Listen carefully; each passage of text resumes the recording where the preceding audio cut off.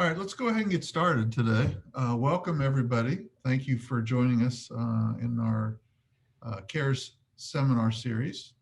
We're excited to have Jerry Llewellyn with us today. Before we get into everything with him, I just want to make sure everybody knows and remembers that you can register for additional seminars at our website. They're up on the screen. Point number one. Point number two is a good reminder that this webinar and all of the other ones, if you missed them, you can go to our YouTube channel and view those. There's a lot of great information there that you can take advantage of on your own time. And then three, if you haven't already applied for the CARES program, where you can get some training or consulting or some specialized resources, that's a really good, another free opportunity for you. So I would highly recommend that you apply there at the application page on point number three. Let's go ahead and get started today. Jerry Llewellyn is going to be doing the presenting for us today. Jerry has got more than 30 years of management and consulting experience.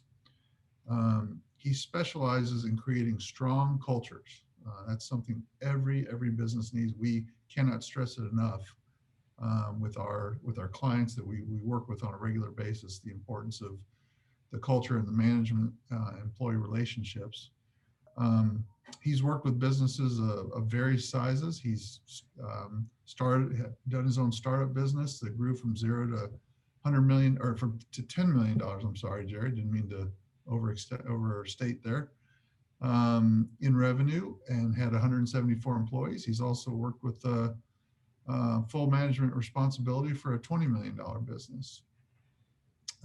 His consulting work has resulted in greater harmony between employees and management or owners. He's turned around some struggling companies through improved management practices, and he's also implemented and run management performance systems. So he's got a wide variety of experiences to share with us today. So with that, Jerry, I'm going to turn it over to you. Thanks so much, Alex. Welcome, everybody. Very glad to be together with you today. We're going to be in an exciting topic. And I think it's exciting because my whole career has been about people and about learning what makes people tick, and about learning to understand how to align people's motivations to the demands of their job and to the demands that the business that you're running requires of them. So I'm suggesting that we all put on our people game face today. And the people game face is kind of a combination of something that's nice and soft and caring, but also has steel in the glove. And I don't mean that to be brutal. I simply mean there's an edge of working with people where you require results, where results are required. And if you don't have that edge, people sometimes will take advantage of the situation, sometimes will not show up on time, sometimes will not perform their jobs with clarity. And so we have to have some way that we engage in the dance of managing them, the dance of supervising them, so that we can get stronger. And that's what this whole program is about today, is to get stronger. Now, we know that the pandemic has challenged us. We're not going to belabor that point. We know it's challenged the health and safety of our families, our economic stability, both in terms of our communities, in terms of our economy across the states, across the United States and worldwide. And it's affected our businesses, either our customers or employees or opportunities. It's shattered dreams. It's changed our way of life to some extent. And we're fighting to try to see what is going to happen next. Well, I'll tell you who it's going to be up to. It's going to be up to us. And so what I want to do is to take a look. I'd like you to go to your chat window and just go to your chat and chat in something about how COVID has affected you, okay? Either personally or professionally, it doesn't matter. It's not going to be shown to anybody else. How has it affected you? And then I'm going to ask you to also just let me know how many employees you're managing. Just type in a number, whatever number it is. If it's one, it's one. If you're the only employee, fine. If you got 10, fine. If you got 100, fine. If you got 1,000, fine. Just put in roughly How many employees do you have? So when I take a look at things that I'm considering for where we are now, I can tell you that moving forward is going to be determined by how we manage our people, by how we get them to align with us and how we get them to be in the same boat that we're in. Because this, at the bottom here, we have a survival equation. There's a survival equation for some, for others, there's just a massive opportunity. Every business is different. And I, can't speak directly to your business today. But but everybody's got a survival dynamic. There's something that needs to happen there in order to be stronger from where we are now. And so how we manage our people really is going to determine the trajectory, where actually the where we're heading, and also the amount of success that we're going to have. So that's going to be up to us. And so I'm asking you to decide, what are you committed to achieving in this 2021? What will your business do to make a difference in your market, in your community? What can your people do to get you there? Can they do anything better or faster or less expensive, or in some other way contribute in a way that makes you stronger? Those are questions that aren't just rhetorical questions. They're actually meant to be thought through. And you have to wind up thinking through your employee base about who they are, what they're doing, and where you need them to be in order to support you and your company team. So when you're going to complete this webinar, you're going to be able to do some things. You're going to be able to more clearly define business goals. You're going to be able to take a look at organizational changes for yourself in a new way. You're going to identify something called key performance indicators. And I want you right now just to go ahead to the chat button and tell me what a key performance indicator is. Tell me what a key performance indicator is. And I'll tell you about that. Don't worry. The answer will be here. And by the way, if there's this experience together today may seem like a fire hose to you, like you're getting a fire hose of information. So go ahead and put in the chat, fire hose, and be prepared to do that at any time. If there's enough fire hoses come in, I'll slow down some. But there's a good amount of material that's really healthy and strong for you to receive. So please understand that you've going to have a recorded option for this. And so don't worry about, you don't even have to take notes. If you want to take notes, that's fine. If you want to write down questions, we're going to entertain questions at the end. But the one thing I want you to know is that with 15 minutes to go, 45 minutes into this presentation, we're going to go to questions, or somewhere in that time zone. And just before that, the last 15 minutes, so from 30 minutes to 45 minutes into the presentation, I'm going to cover some material that can change your life as a business person, okay? It can clarify things in a way that if you implement this strategy that I'm going to be covering in the last 15 minutes of this presentation, you are going to change. You're going to have some good changes happen to you, and you're going to see your future in a clearer light. So please, if you've got to do something, go do it now. If whatever you need to do it, but be here the last 15 minutes. Okay. So you're going to be able to understand how we're going to train for success. And we're going to look at principles around ROI. So put in the chat window right now, what is ROI? What is ROI? Okay. I'm going to cover with you first the seven different points of a high-performing business. 7 different points of a high-performing business. And the first one is planning. You've heard the old adage, I know you have, that failing to plan is planning to fail. But it's actually a serious statement. It actually means what it is. If you're not actively planning, then the possibilities of pulling out of firefighting, the possibilities of actually being prepared for the shifts in the market trends aren't going to really happen for you in the same way that they could if you pull aside and have some planning time. So you need to be able to clarify your vision and mission. What do I mean by that? What do you think vision is? What do you think mission is? Well, vision is actually where you're going. It's your horizon line. It's where you're heading towards. And the mission is the steps that you take to get there. It's the kind of the key component.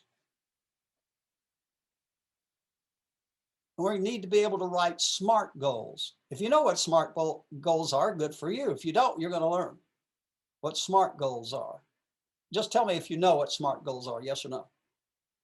And please, we have to be able to create clear action plans with specific timelines and assignments. So we're gonna learn how to do that.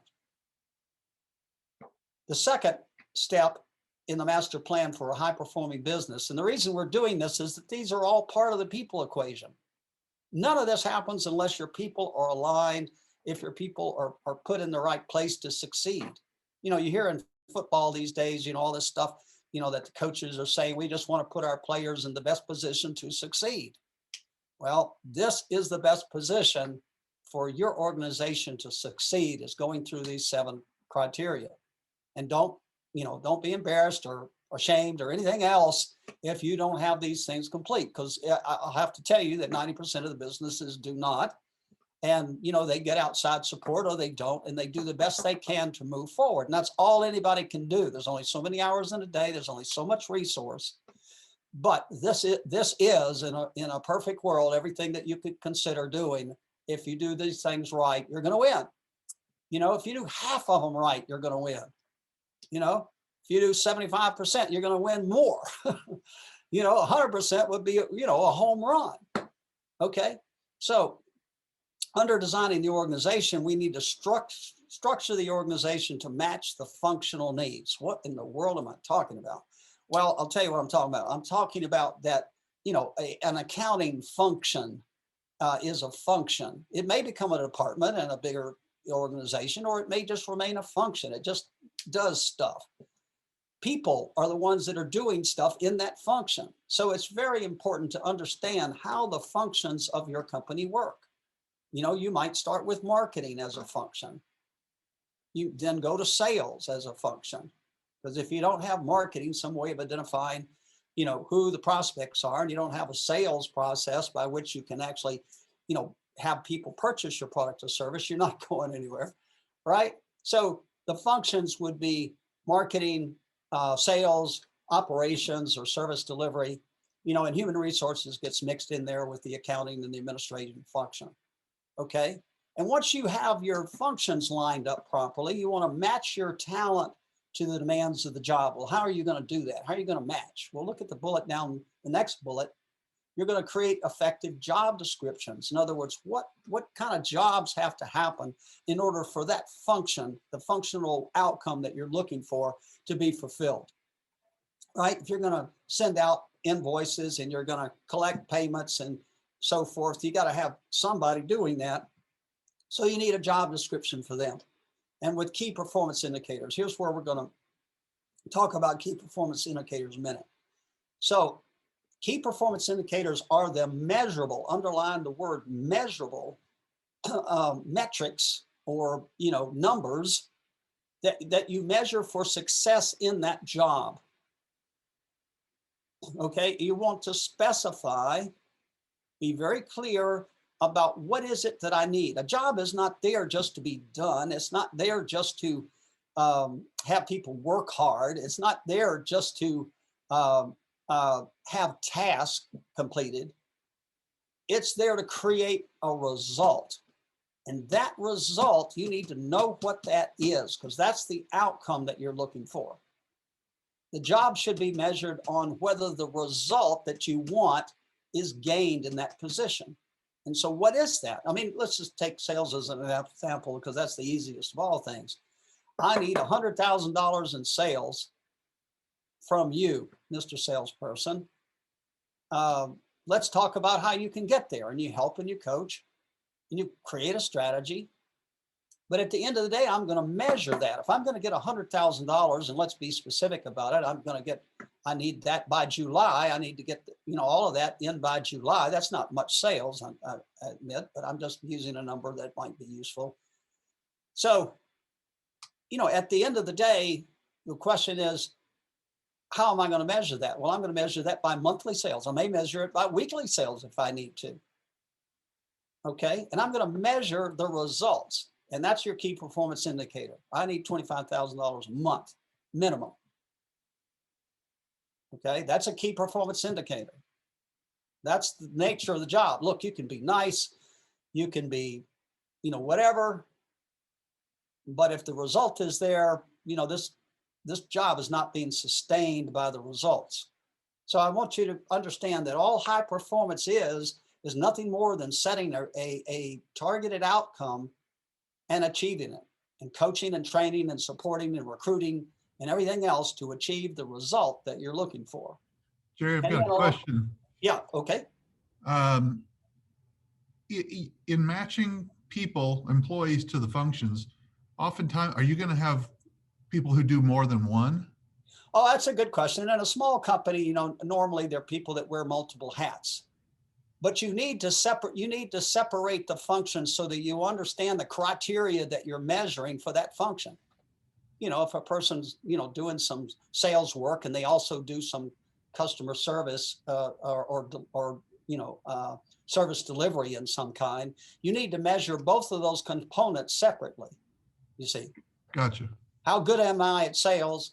What am I measuring in sales and what am I measuring in service delivery? Those are two different things and require two different thoughts, even if it's the same person.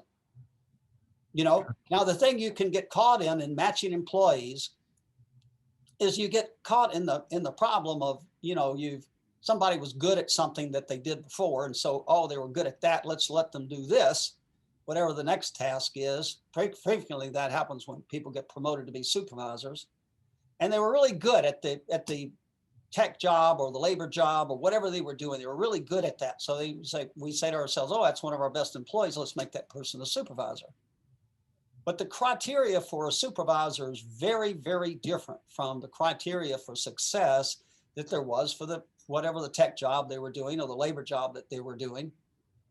The criteria is different. It requires some people skills to be able to be a good supervisor, training skills, ability to talk to people, ability to problem solve, a lot of different things that were not in that original job. So you have to understand that you need to know the key performance indicators. You need to know the knowledge sets and skills that are required in every position so that you can assess whether the person you're bringing into that assignment has the capability, either because they know how to do it and they can do it and they can do it, or they have the capacity to get there and you're willing to train them to get there. Okay, so we're going to cover some of that a little bit later. So let's move on. Jerry, one more thing real quick. Let's Sure. remind everybody, if you have questions, go ahead and type them into the chat panel and we'll get them answered. Yeah, perfect. Thank you so much. Appreciate it. So we're going to install efficient systems and methods every time we can.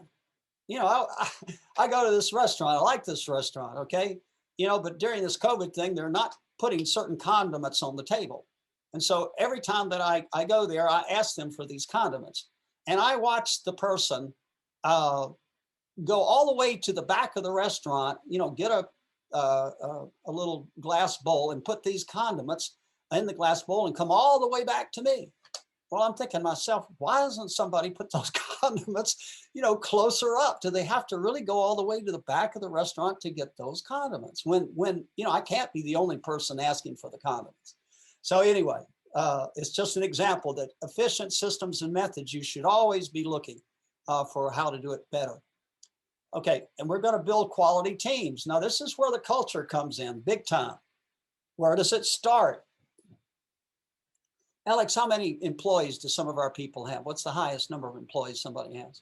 I think we've got a 6, a 7, and I think I saw a 10 in there. Okay, good. All right. So the point is that you've got some real experience. That's 6, 7, 10. That's what employees are. You know a lot about employees if you have that many employees, and good for you. Okay, because those are the employees that are going to take you there. Okay. And you have to recruit quality employees. And look, this may not be true of every one of your employees, but I'm telling you, the difference already between somebody that's a good employee and somebody that's not. And if you recruit and bring on board average people, you're not going to get much out of them. You don't expect that you're going to be able to train average performing people to become A performing people. Okay. They might become really good average performing people, but really good average performance is not the same thing as really good performance or excellent performance. So you need to, pay attention to the recruiting cycle. This is, we can talk about that separately. Recruitment is a highly important thing to be able to know who you're recruiting for. What are the metrics that I'm trying to get? What are the results that I'm trying to get when I recruit somebody? And what's my probability of getting those results from this person, either directly because they know how to do what I need to do at the level I need them to do it, or I can train them reasonably in a reasonable amount of time with a reasonable allocation of resources.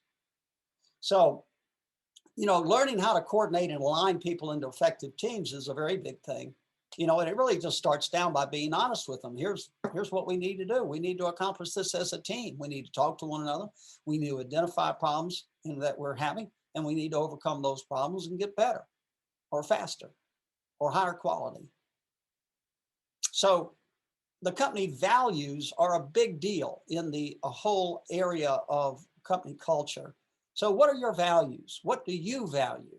Because I'm telling you that your values really are going to be your company's values. If you're the owner or you're the manager, your values are a big deal. And because you either consciously or unconsciously convey your values to other people. And it's really important that you become as clear as possible what your values are so you can coach and train and recruit accordingly.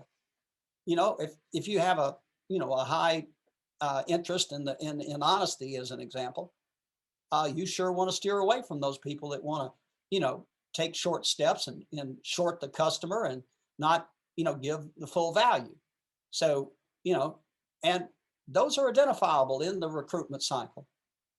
You don't ever want anybody in accounting being a high risk taker. You just don't. It's your money. You don't want somebody taking high risk in accounting. If they're in sales, you might tolerate some high risk as long as you can keep them constrained with reasonable integrity. You want integrity. At least I do. That's my values. Honesty and integrity, loyalty. There's plenty of values. Please drill down and be clear about your values, and then decide, well, how am I going to let my people know? Well, if they're there long enough, they will know. But in the short run, how are you going to recruit for it? How are you going to orient? And how are you going to, make sure that your values are the ones that are guiding, the direction of the company. So, later on, if you do a good job of recruiting, good job of training people, then you're going to be able to worry about, employee retention, which is a very important piece of the pie. And, I honestly think that work is really a lot of fun. It's fun when you win. It's fun when you win. When you're playing at a high level and you're really rolling, I think success is fun. And so, if you encourage people to, enjoy being good, I think that'll help. Certainly the best, most recent round of football teams enjoyed being good. All right. Next step would be the creating effective leadership in managing performance. And here's the secret of this. I'm telling you, you just really have to get this. Your supervisors, if you have any supervisors, your supervisors really effectively are the company for the employees that they manage. Please chat whether you understand what I'm saying or not. Say yes or no. Because your supervisor is the one that employee has to live with the most. They're the one, the communication between the supervisor and the employee is the most important element in the success of the company. So having quality supervisors that can communicate effectively, who can have an effective dialogue about the expectations and work details about what you're doing and not doing and what needs to be done in order to move forward, and somebody that can catch people doing things right. There's a lot of elements of being a good supervisor. But there's an art and science to being a supervisor. And if you have to be able to train the supervisor. So training the supervisor, and we're going to go to a training model here, towards the end of the program, and we'll get more into detail about that. And again, You can motivate through incentive plans, but the most important thing is that you got to get quality results. You don't pay an incentive plan for something that's just going to be average results that you're going to get anyway. If you're going to pay an incentive plans, it should be for measurable results that you are striving for and that you achieve. And also, this is where the soft glove with the steel lining is. You got to coach up or coach out employees based on performance. You know, unless you're a family business and you're related to everybody in there, and you've decided that you're just going to be a campground for everybody, and we're just going to do this together no matter what the weakest link is, you know, no matter how many times Bob goes out drinking and comes in, you know, incapacitated on Monday morning, you're just going to stick with him no matter what, then this is not for you. Okay. This is for the people that need to be able to win. Okay. And are willing to align themselves around principles that work. And the principle of coaching up and coaching out employees based on performance is just so obvious, you know, and I don't know if I'm talking to the right audience about football as an analogy, but it works really well for that. Any sports teams or any teams of any kind, this applies to. A players want to play with A players. They want to play with the best. You know, they don't want somebody that's slacking off and pulling the overall performance of the team down. They just don't want to do that. You can't afford, as a manager and a leader, it undermines your sense of authority in your own company. They mutter behind their back and wonder why old Bob, you know, keeps Billy on board no matter what he does. You know, makes me wonder if he, you know, that Bob cares about us. You gotta show up in this department. You got to put your game face on and say, I'm going to coach up or coach out employees. It's just common sense, really. And it's not that you have to be brutal about it. You want to help somebody. Your coaching up part is to help somebody succeed. You're going to give it your best shot at helping them. You're going to ask them, what can I do? What can we do? What can you do to get better? Because we need you to get better. So also, eventually in an organization, if you get the structure right and you get the right employees in, you can begin to elevate leaders to work on the company rather than in the company, at least more so. Because why? Because we talked about step one being planning. You don't want to, you know, plan to fail by failing to plan. So you have to be able to pull aside. There's no way you can work in the middle of the firefighting every day and get a plan done. So pulling aside at least for some percentage of time, whether that's 10% or whatever it is, you got to work towards that. So I'm going to give you some management principles in the slide below that are about the sales department, but the principles apply to all departments. So let's look at it. So first of all, in any department, sales, in this case, the sales department, you got to ensure that the manager has the ability to manage a sales force in the case here. You know, you got to have a manager, a person that's managing people.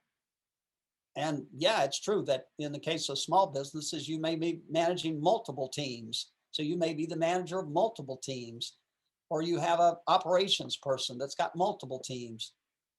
But whoever that manager is has to be effective in whatever the practices are that are involved in the operation of the department, certainly in sales.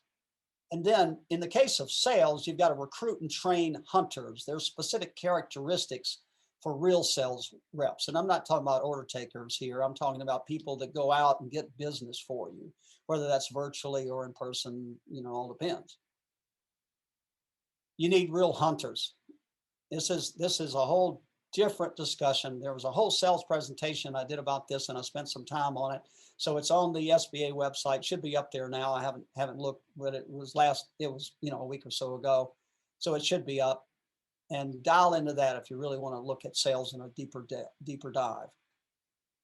Okay, and we're going to train staff in the proven processes and methods. And in this case, if it was sales and effective listening and the art and science of closing. And again, go to the sales presentation.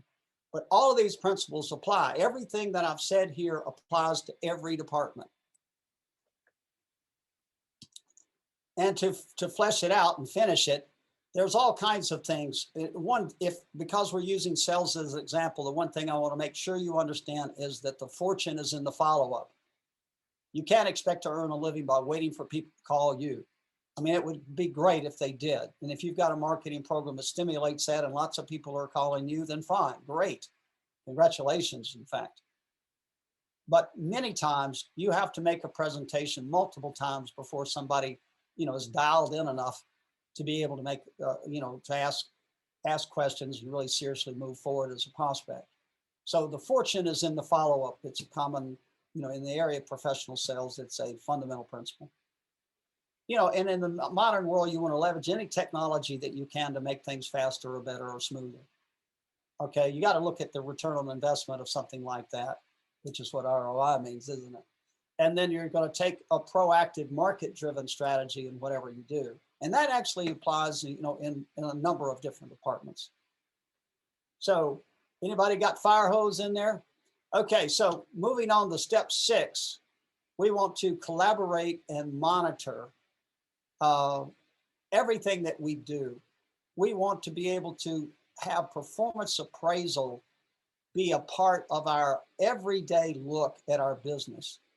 So collaboration, all I'm talking about is talking to each other, putting your heads together and trying to solve problems and make things better. What do I mean by knowledge integration? All I mean is that if somebody knows how to do something really well, and you need more than one person to do it really well, then you need to share that knowledge and information with somebody else. You need to integrate the knowledge that people have into the company. I can't tell you the number of companies that I've seen that have their best players, go home every night with the risk that if one of them was to be hit by a truck or in some other way be incapacitated, they would be, in trouble.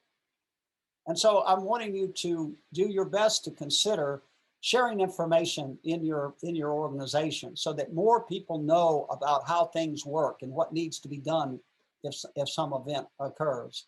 Spread out the information, get other people trained and cross-trained. So, and you're always wanting to develop a continual quality insurance, quality improvement program with KPI metrics. What do I mean by KPI? Put in chat what I mean by KPI. Okay, key performance indicators. We need to know a continual quality improvement based on improving the metrics, improving the measurable results that I want. That's how I know that I'm getting to where I want to go, is that my measurement is going up. Every time you can utilize technology, do it.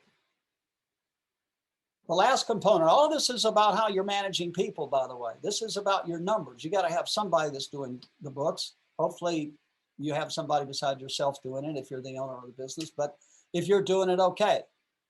But you need to be savvy about management accounting. What do I mean by management accounting? Type in, what do you think I mean? Well, what I'm specifically referring to is that there are formulas and relationships between numbers on your profit and loss statements and on your financial statements that are important for you to know. They're indicators of your financial health. They tell you whether you're winning or losing. They can tell you whether you're managing your numbers consistently, whether you understand what your numbers mean. And let me just tell you, I'm sorry if you're, the technologist of your organization and also the owner of the organization and don't know anything about numbers or accounting. Well, I'm just telling you, at the end of the day, from somebody, you need to get an orientation of what your numbers mean, and don't leave it to somebody else to be the only one that knows what your numbers mean. It's just not helpful. That's just not going to get you to where you want to go. You want to be able to get in the game with understanding your numbers so that your numbers can help drive your success. You can make money by understanding your numbers. Okay, you can certainly lose a lot of money if you don't understand your numbers. So you need to be able to produce in your accounting system in some way or the other, regular, accurate, and complete numbers for sales, operations, and accounting. You need to know. You can't afford not to know. Now, I've worked with lots of businesses over a long period of time, and many accounting systems looks like a personal checkbook of the owner. And okay, I'm just, if that has worked for you and it worked for daddy and so forth, keep doing it if that's all you can do. But if you want to take a leap forward at knowing what your business is and what your opportunities are, spending some time to get some support to develop a accounting system that actually gives you some clarity about what your numbers are is going to be worth the investment. Because once you have the numbers and know what they are, it can help you manage your cash flow. It can stop profit leaks that you're having. If you don't know about the leaks, you aren't going to be able to stop them. And it helps you do cost analysis so that you can decide whether certain kinds of jobs or product lines or service lines are worth doing. Okay. So we're going to talk about written goals here, and I'm going to just dial in here a second just to make sure I understand. Okay, got about 10 minutes. I'm going to move pretty rapidly. So in writing goals, you want to be specific, measurable, achievable, relevant, and time-bound. And what do those words spell? The first words of each one of those. Put in the text in the chat box, please, what that spells.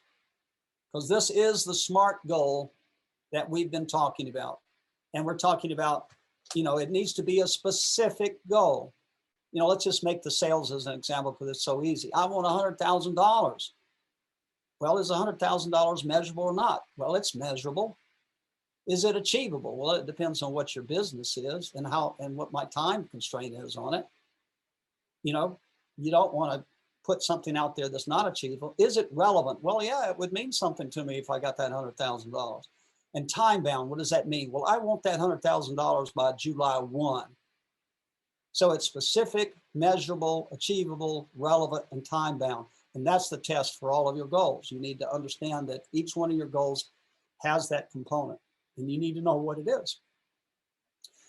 We're going to try to empower our people through the stronger teams that we've talked about. We're going to define roles and accountability. We're going to measure performance.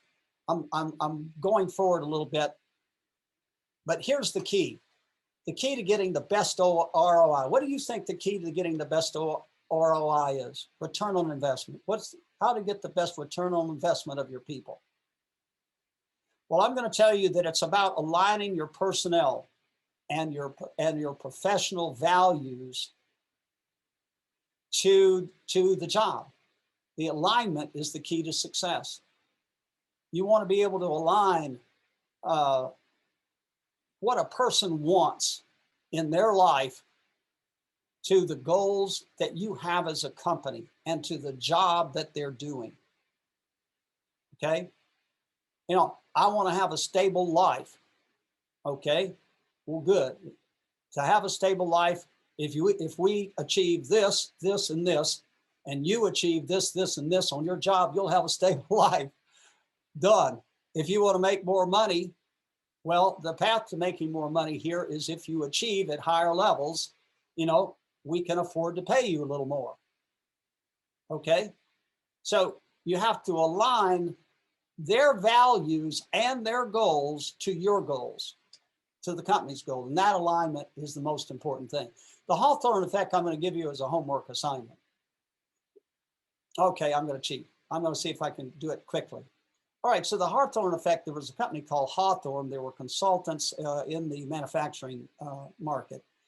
A client brought them in to take a look at their operations. They had a number of cubicles with people working in them doing various tasks. The company said, we want to increase our productivity. Please come in and help us. So they said, well, the first thing we're going to do is just observe for a day. So they went and observed for the day. Well, what happened was productivity went up. Okay. So they said, wow, that's something. Let's go in and actually talk to the people about their jobs. So they came in the next day and they talked to the people about their jobs. Well, son of a gun, if, productivity went up again. And this actually occurred over a week. So the first phase was a week. They observed for a week. They then talked to people for a week. Productivity continued to go up. They then said, well, why don't we measure the results of each of what they're producing at each one of the cubicles, and then we'll take a look at that. And guess what happened? The productivity went up again. And so as they went on scratching their heads trying to figure out what was happening, they coined the phrase the Hawthorne effect, because the Hawthorne effect is really simple. You need to know this. And that is, people work better, they perform better, they have a higher productivity when they know that they are observed, when their work matters, when they perceive that their work matters, when somebody is looking at what they do, giving them, connection of some kind or the other, but even just observing them, the productivity went up because they felt that they were, there must be something important. Somebody was sitting down looking at them. So if you are leaving your teams unattended, you can have a complete self-starter. You can have a person who's completely independent and doesn't need any support from you. And that's great if you do. But as a common rule, you want to be in touch with your teams. You want to be in touch with what they're doing. You want to be in touch with the results that are happening. Okay. And when's the time to do that? Well, the time really is right now. And you can bank on this, that quote down below. If it's going to be, it's up to me. You can memorize that, put it on your bathroom window. If it's going to be, it's up to me, because that rule is going to apply today, tomorrow, and from now on. Now, you don't have to reinvent the wheel, and we're really going to not fix anything that's broken.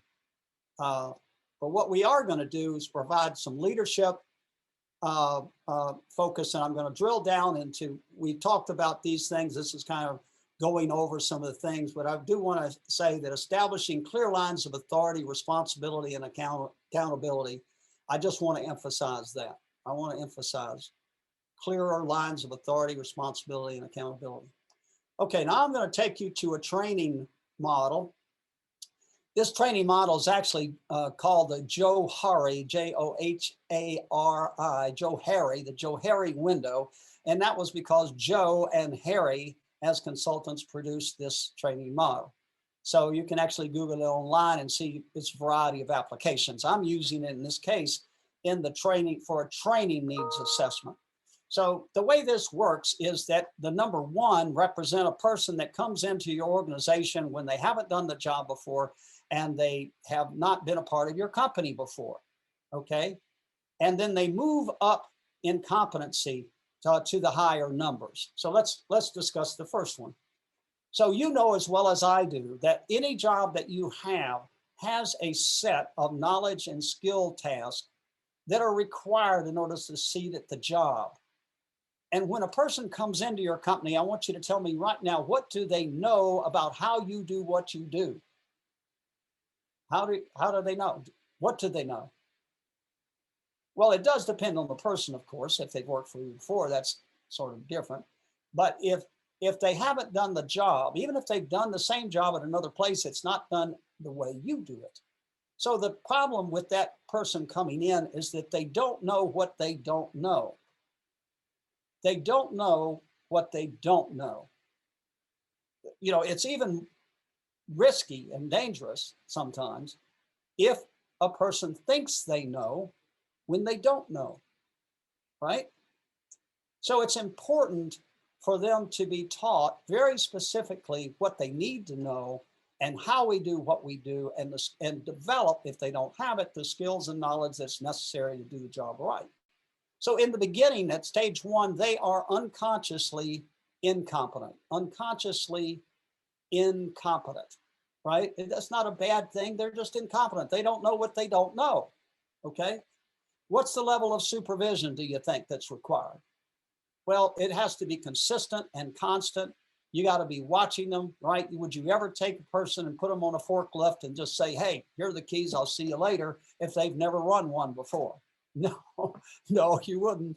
So you've got to be really, depending on the job, there's security risk and everything else. But at a minimum, if you're gonna help this person succeed, they need to be taught, they need to be shown, they need to be told. Second category, once they know that there's a checklist. So all they know that there's a checklist of knowledge and skills that they need, but they may not have mastered them all yet, right? So now they know what they don't know. They know there's a list there, and they may know certain parts of it, but they don't know it all. So they know what they don't know. They at least know the name of it, and they may have some principles and concepts you've shared, but they still don't have mastery over it. So now your supervision is still going to be daily, still going to be frequent, and you're going to be checking in on the processes and results. Tell me if you get this. Are you with me? Say yes or no. Are you with me? Are you following? Okay, great. And what I'm looking for here is they are consciously incompetent. They're consciously incompetent. Before, They were unconscious. They didn't know what they didn't know. Now they know what they don't know. So they're consciously incompetent in some areas. Okay. What's going to happen next? What do you think is going to happen next? Well, now the knowledge is going to be known. The checklist that we gave them is now memorized. The steps and sequence of things they now know, but they're having to recall it consciously. They're thinking about it. They may move from one step and they may pause for 10, 15 seconds, and they think through and they recognize what the next step is and they take it. Okay. It's conscious. They're consciously competent. Consciously competent. And this is the stage. Stage 3, you want everybody at least in your company to arrive there. Okay. And what do you think the 4th one has to be? Well, the 4th one, just by definition, did I go the wrong way? Yeah. Okay.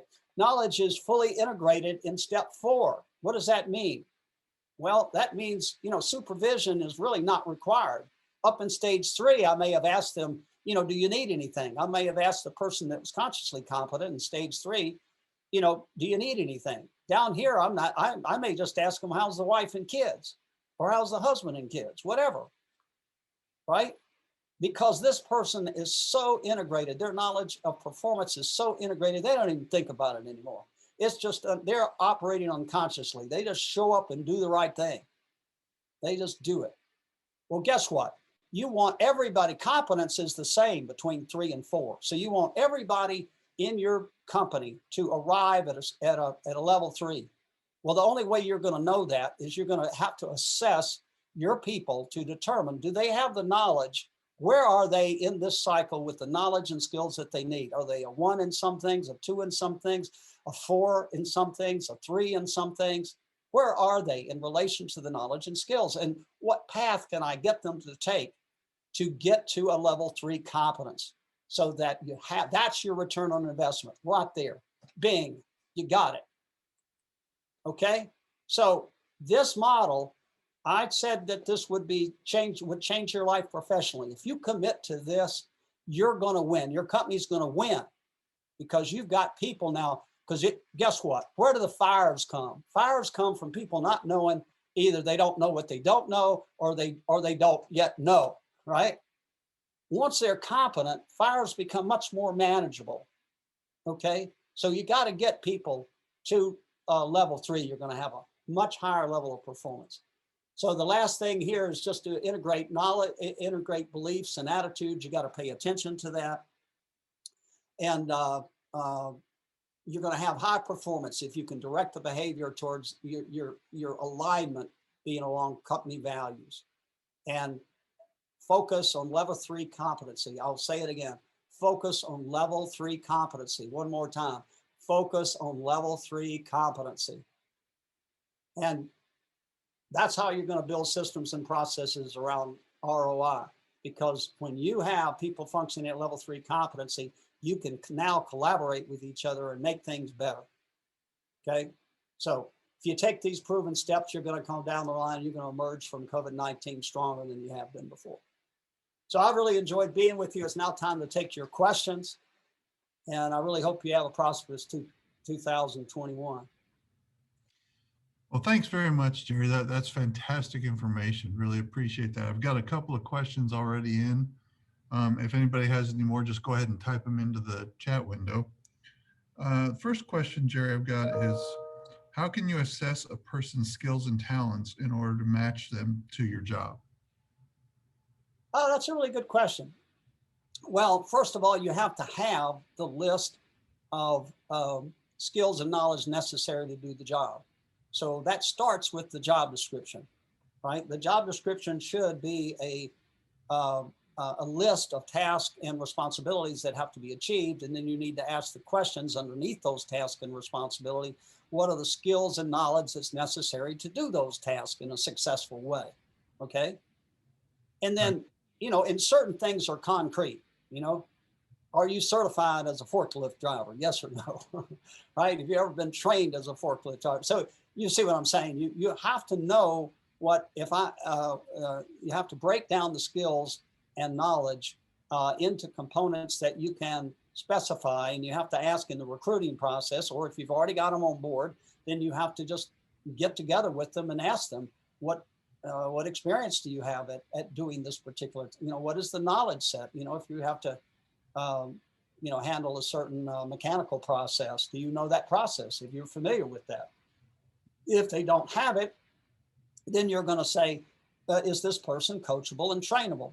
Coachable and trainable. Am I able to get them to take information? Do I have somebody to train them to begin with? Some people send people away for certifications and so forth to ensure a certain level of competence. So it depends on what the skill set and knowledge set is, but that's how you do it. You have to ask the person, you have to make your own best judgment of it.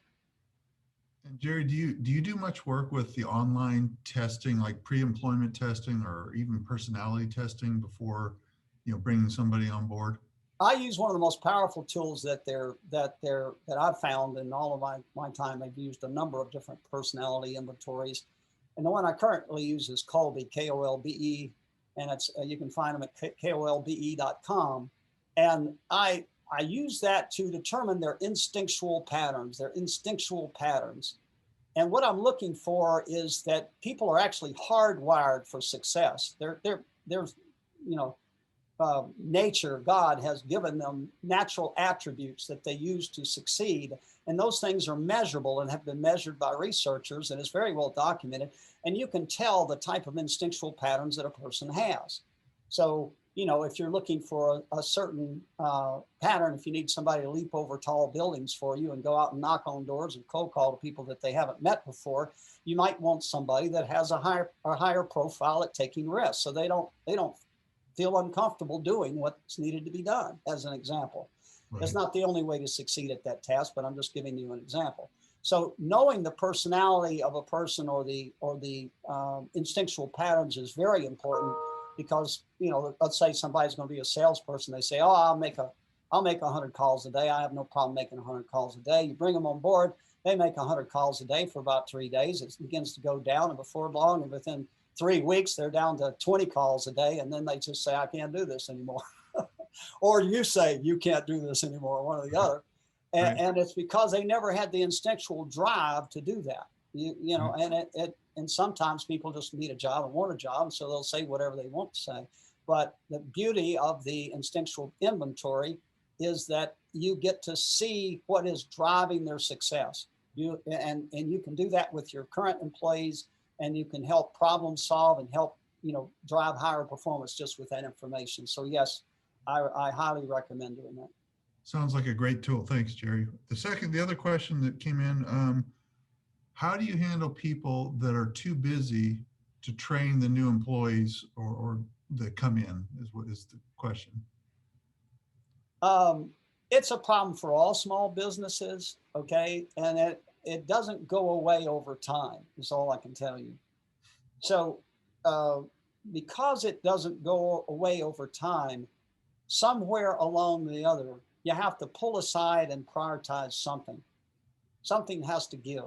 If daily life is nothing more than a bunch of firefighting that goes on from the time you get there to the time you leave, and you leave, I can tell you that's a formula for failure. It's a formula for burnout. Okay, you must find a way to delegate. So I'm telling you that frequently people that are in that situation have not taken the time to decide that it has to be delegated. You must make a firm commitment to delegate. You cannot be a CEO of a company or a manager of a company and do everything yourself. Even though you're the best person to do it in your mind, you can't afford to do that. You've got to get other people to do something for you. And the more you can get them to do, the greater your opportunity is to lead at the highest level. All right.